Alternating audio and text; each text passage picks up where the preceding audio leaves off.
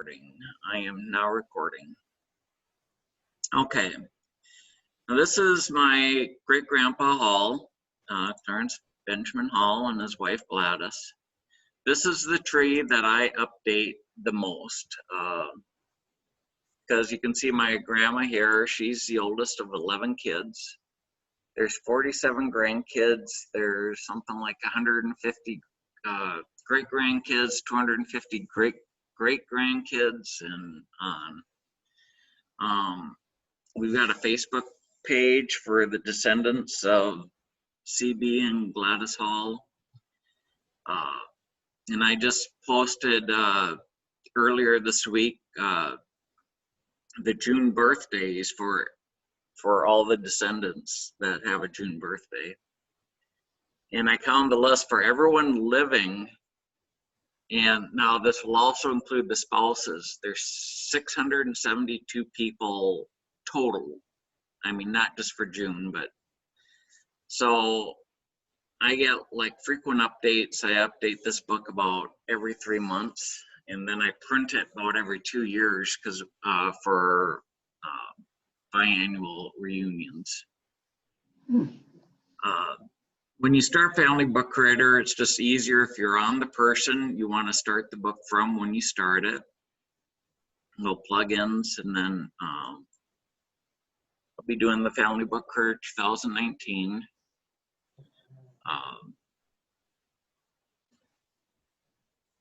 This will be up here shortly.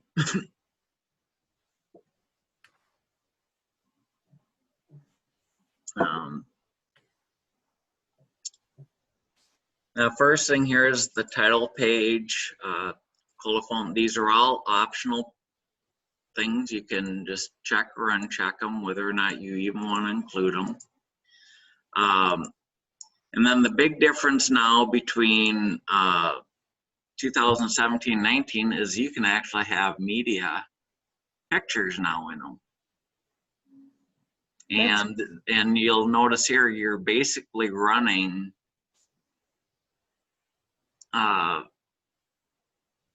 kind of a condensed version of a word engine within Family Book Creator to do these pages. As a matter of fact, you can actually do the page in Word and then just open it up and to bring it in.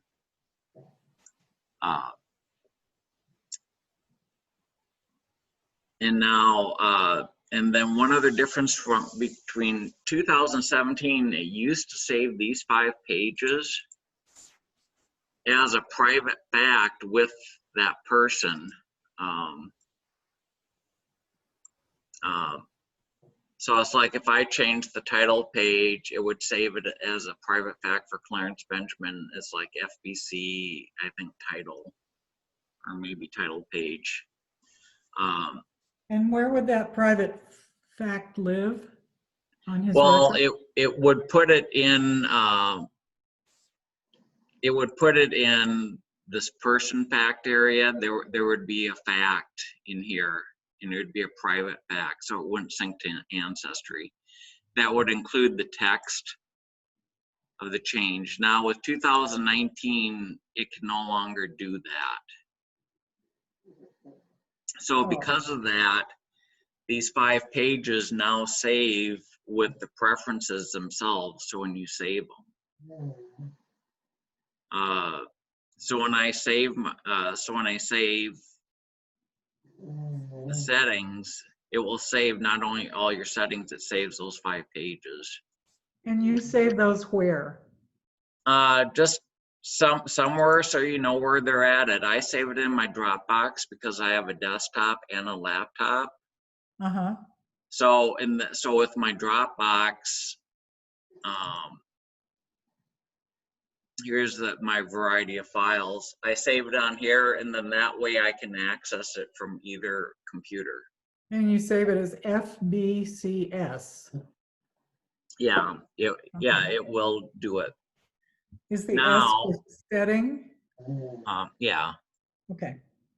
Yeah, that's the default in Now, the downside to this is like I said, I do this book about every 3 months. There's other books I may only update every 2 years, 3 years. Mainly if we have like a reunion or someone asks for one, I'll redo it.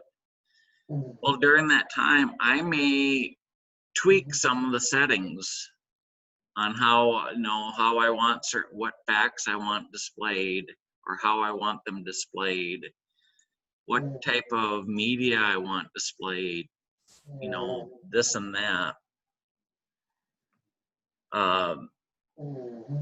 Well, typically I generally, all those individual settings I like the same between the book, but the title page and dedication page are definitely going to be different.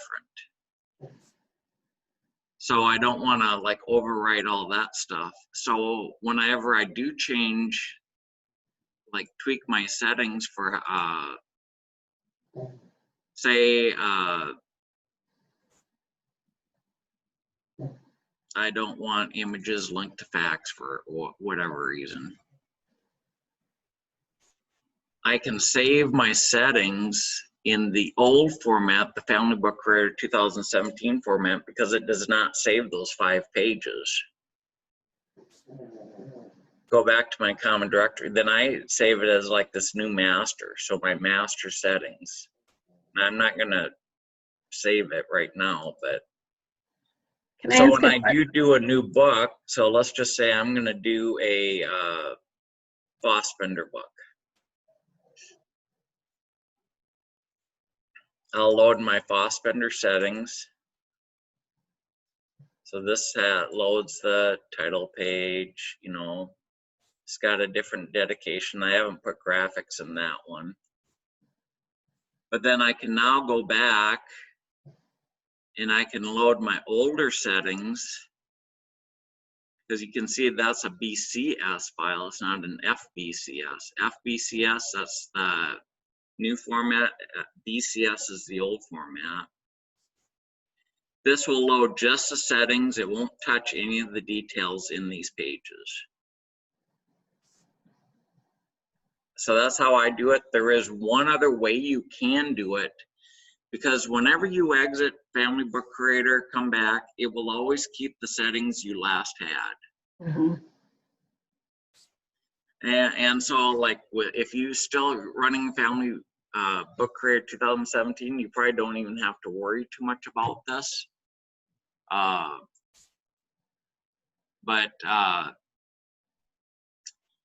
And since I generally only change the title page and dedication page,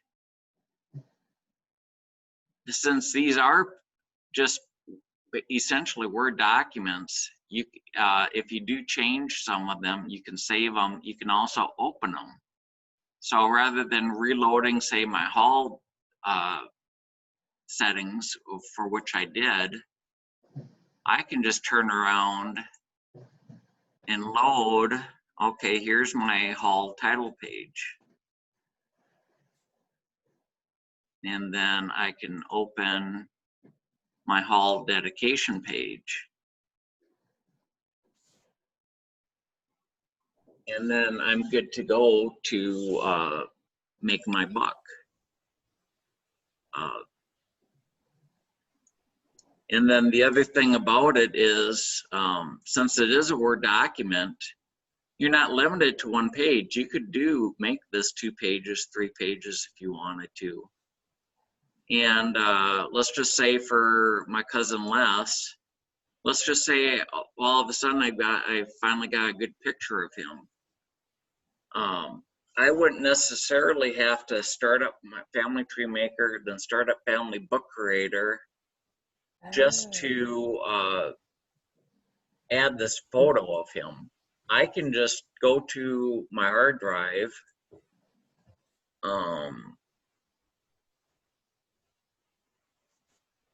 Oh no, sorry.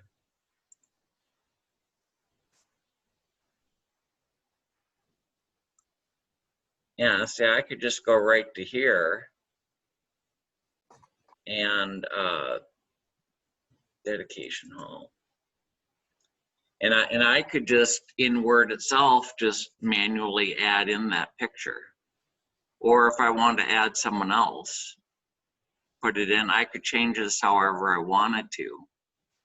So resave it, and then the next time I come do this book, all I'd have to do is just load in this new dedication page. So even though you can do the work in Family Book Writer, you don't have to.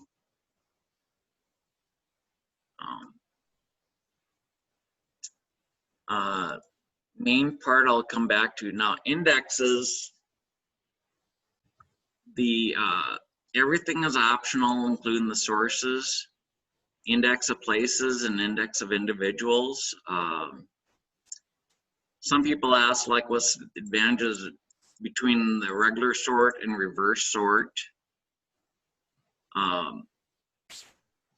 If you do the regular sort, it's going to list places, like Estline, Hamlin County, South Dakota. Then, it keeps all the cities together by the A's, B's, C, D's, E's, on and on.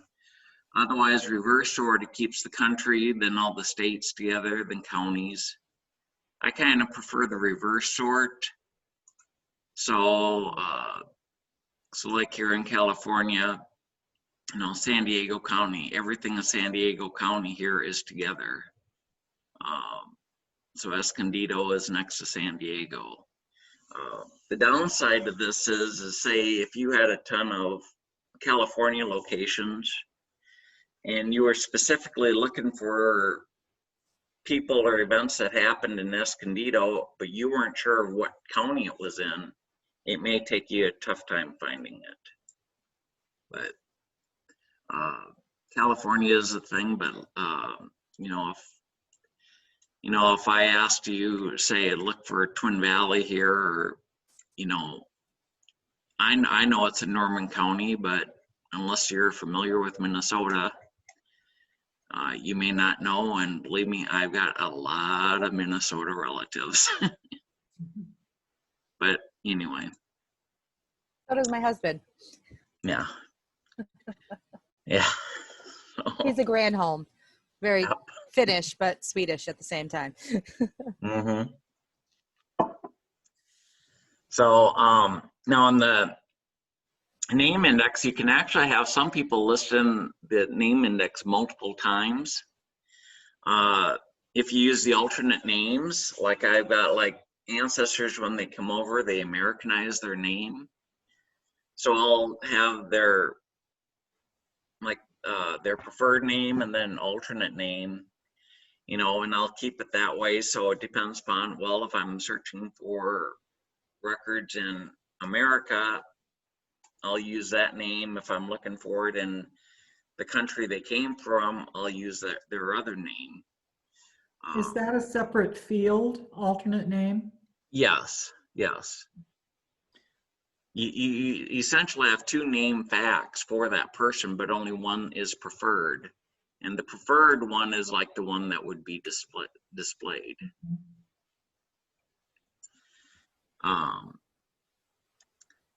And for women, you can actually have them listed by their maiden name and their married name. And for that, you do have to turn on under preferences, name formats, determine family married names.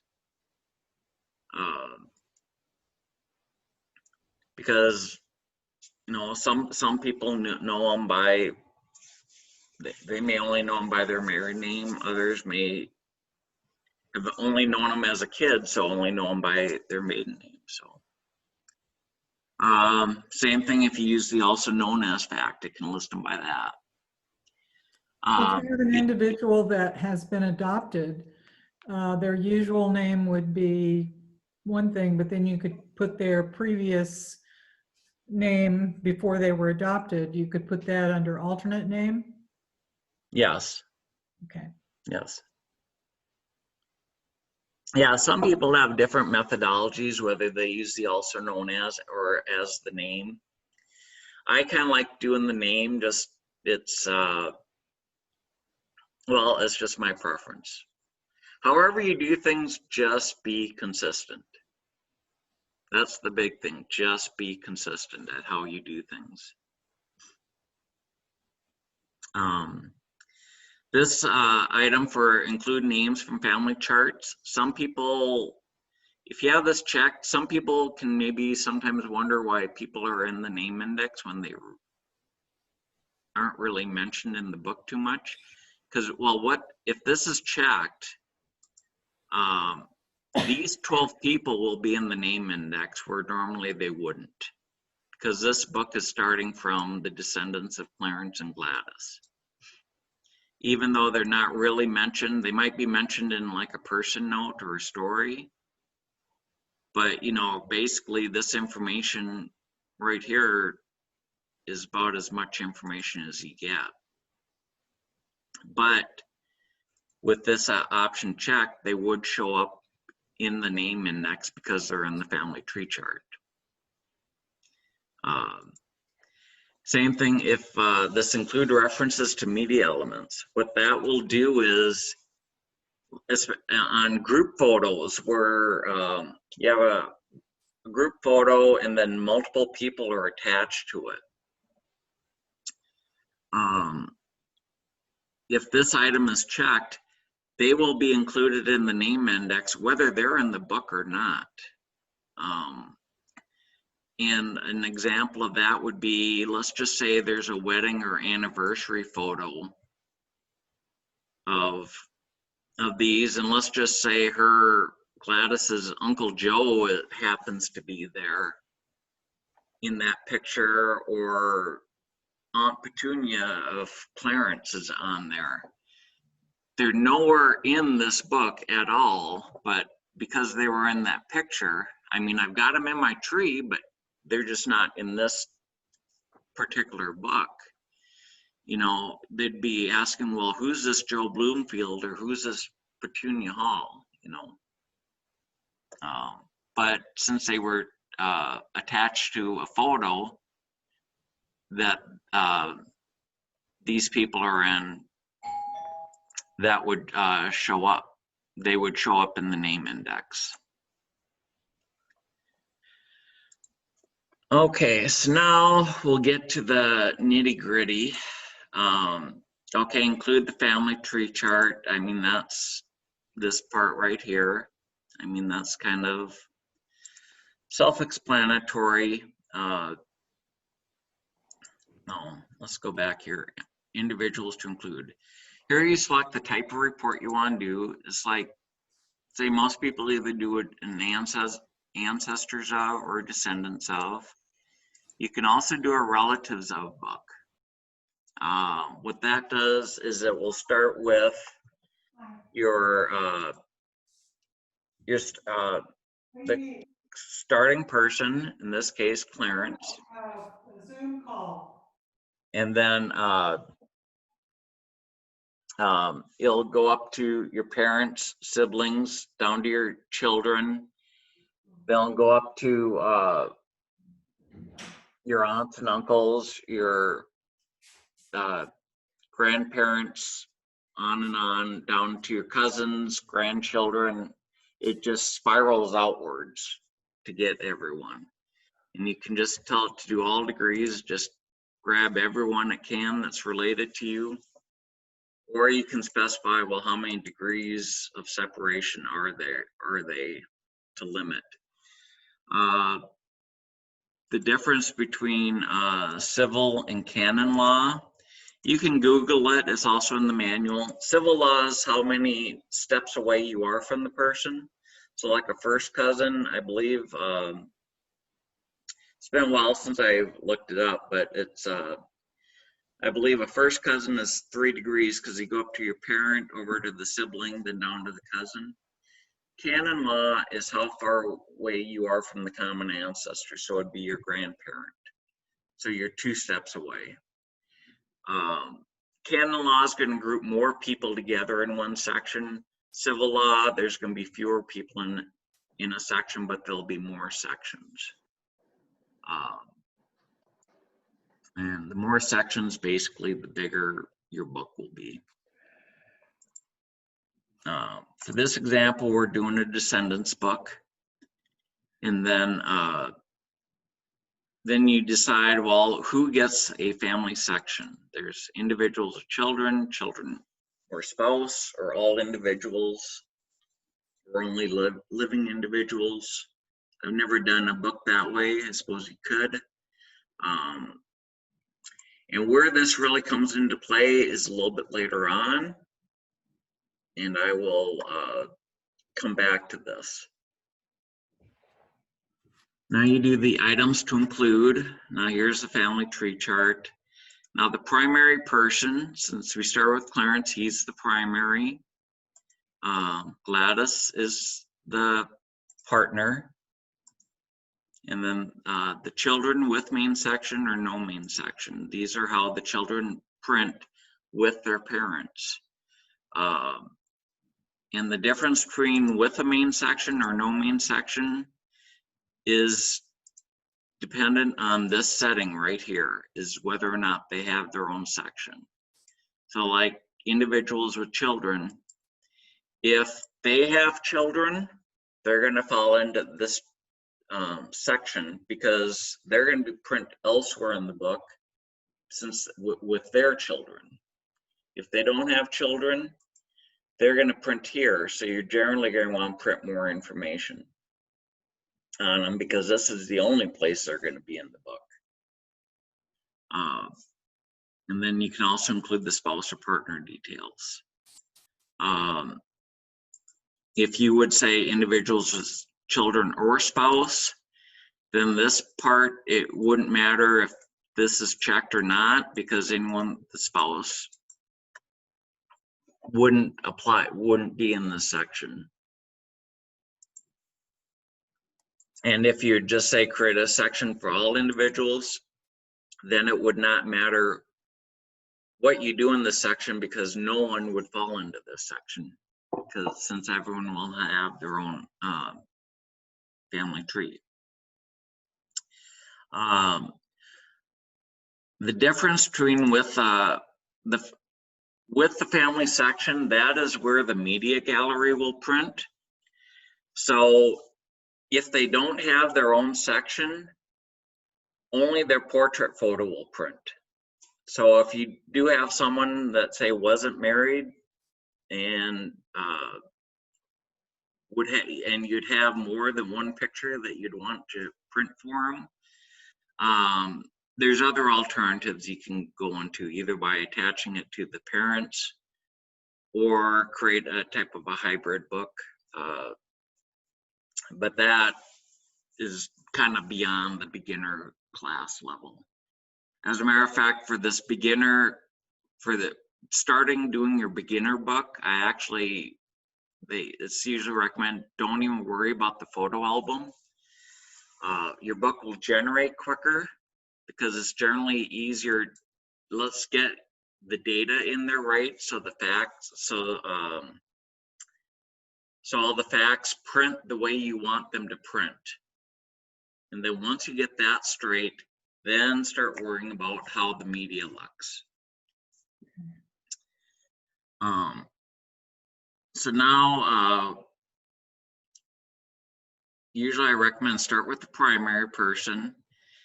And now these are all the facts in your database. As a matter of fact, on options here, I believe it's usually set to just list only the currently used fact types. So if someone in your tree has used that fact, it'll be listed. Make sure it's on alphabetical order. And then you can check or not check whether or not you want that fact to print. And it doesn't matter if, say, Clarence Benjamin has that fact or not. Okay, we got 10 minutes left. It doesn't matter, but if someone in your family does and you want to print, make sure you have it checked. And then you can just pick how you want it to print. You know, I believe it normally defaults to narrative family book creator style. And then you can pick the style at which it prints. And these are described in the user guide. some facts don't lend themselves to being in a narrative format, like a census or a residence fact. I've never found a way to get that. So they do allow a way, like include and list a fact of it, so you can have it print in table format. And so then it will look, you know, like this. So that's the date, place, and then that's the description area of it. And then the narratives print together, and then any of these tabled ones will print together. So, and then one tip is you can either create like just a dummy tree with just 2-3 people, and just take one person and just add every fact to them, or at least every like typical fact, and put in typical data that would be included, because then you can run the report for that one person. You know, you could just run it, just generation 0 to 0. You're going to get that report in like 1 to 2 minutes. And you can see exactly how every single fact will print. And then you can, and so it's like, okay, I don't like how this graduation fact prints. You know, you can tweak it. Okay, I want it to print this way, or see what it looks like this way. And, you know, maybe First Communion, okay, maybe this one I want it that way. And then just create the document, try it again, 1 to 2 minutes, you'll see the end result. And then once you do get the way you want it, then you can you'll want to sit and copy them over to partner and child no main section. Generally, these 3 I have the same way. Now, the only difference is in partner, this is where like the marriage fact, divorce fact, all the shared facts are.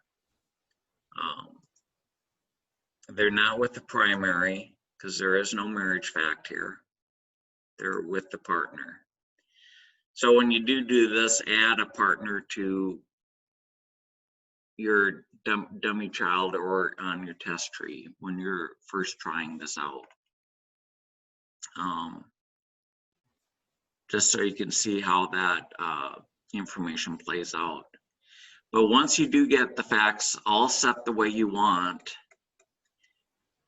rather than remembering all these tweaks and doing it all the way across, you can just right click on each one, say copy the fact type options, and then you can paste the fact type options, say paste it to all the address fact types. So all the individual tweaks you did for that fact will now go over to partner child with main section. It didn't select it, but if you did, then it would use it. Then it'll go over to no main section.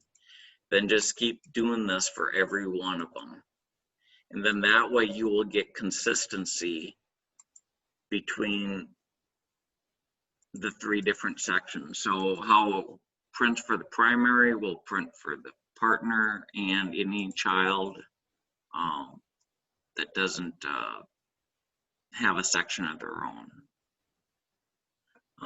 Are there any questions? That's kind of the basics to get your basic book right there.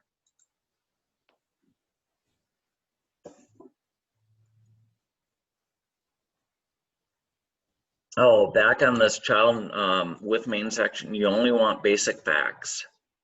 Because I generally have just birth, death,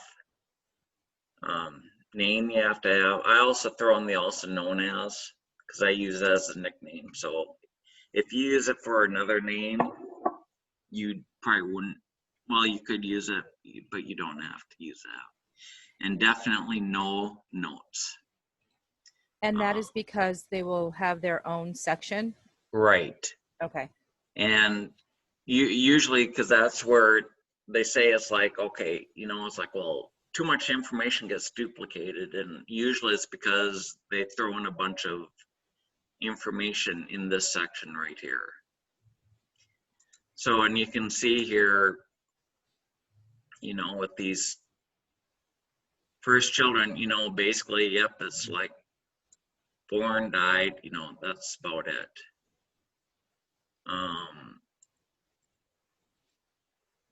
Now, like my grandma, her first child was stillborn. So not that there's too much more data, but you know, okay, his cause of death was stillborn. But then here's his burial information, and then there's also like a note fact that prints. But then, you know, here my uncle, you know, it's just birth, death, and then my mom, no, well, she's still living, so, but. So that's how that goes. Any other questions? We've got about 3.5 minutes left. I was just what you just explained with the stillborn.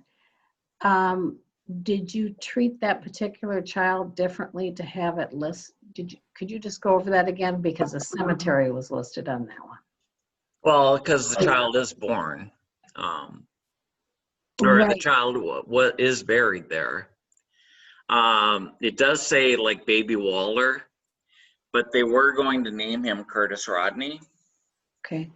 And then it's like, well, my mom's first two sons names are Curtis and Rodney, and this story my mom told me that she Right. did actually ask permission to name her first two boys Curtis and Rodney. So that's how they actually got their names.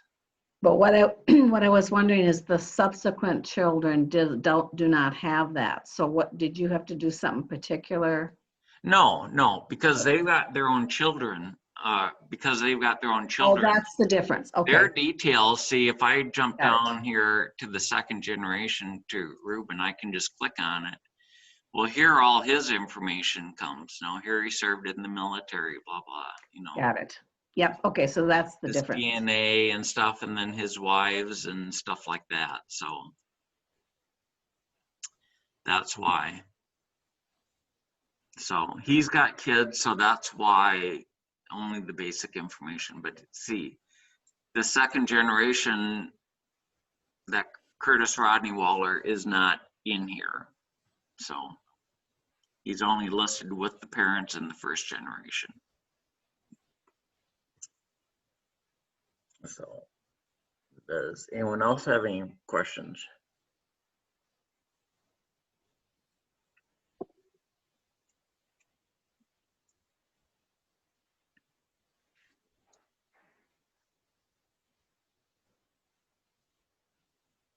Well, if not, I'll end this. It's going to end in a minute anyway. And then, well, like I said, this is being recorded, so this will be uploaded to YouTube. So probably within half hour or so, it should be up there. And then you can watch it.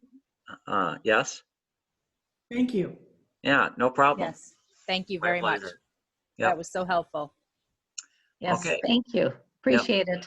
Okay, enjoy. Thanks. Uh, Bye. Bye. Bye.